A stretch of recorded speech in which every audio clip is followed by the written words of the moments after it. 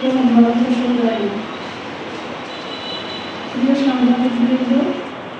চাই আমার কাছ থেকে আরিফের নেওয়া নগদ 50,000 টাকা সহ মোবাইল, ঘড়ি এবং আমার বাবার রেখে যাওয়া ডায়েরি, আমার স্বর্ণ অলঙ্কারগুলো ফিরিয়ে দেন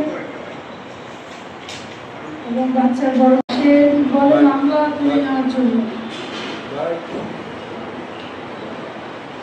এবং সে বলে আমি তাকে চুপে ডিভোর্স দিয়ে বাচ্চা নিয়ে চলে যাই, তার কাছে আমি কোনো দাবি না করি, কোনো কিছু দাবি না করি।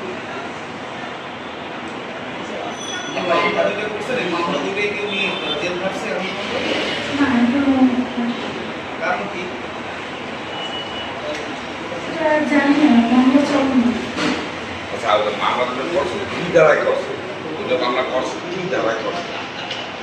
নারী শিশু নির্যাতন হচ্ছে বাজার, আর যৌতুক হচ্ছে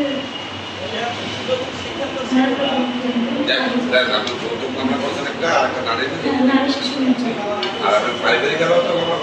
সেটা রেডি করছে।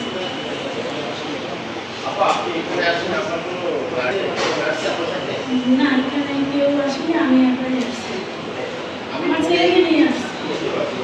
আসলে কষ্টের কথা তো কোনো কথাই বলার না আসলে তার একটা কষ্টের জায়গা থাকে। আপনি বলতেছেন তার চতুর্থ স্ত্রী আপনাকে এটা করবে আমার সাথে মানে কিছু মনে না করলে কথাটাই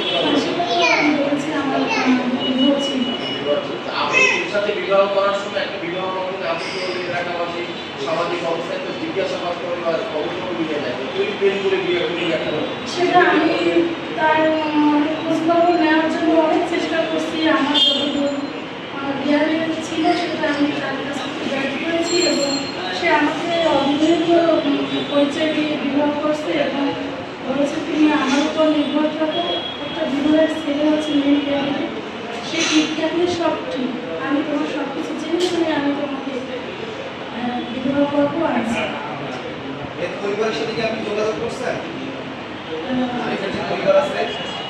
তার বিবাহের পর আমি সব কিছু তাদের কাছে যোগাযোগ করছি, তখন তারা কিছুই বলে না, বলে ছেলে আছে, তারপরে আমরা ছেলে প্রতি বছরই বিবাহ করে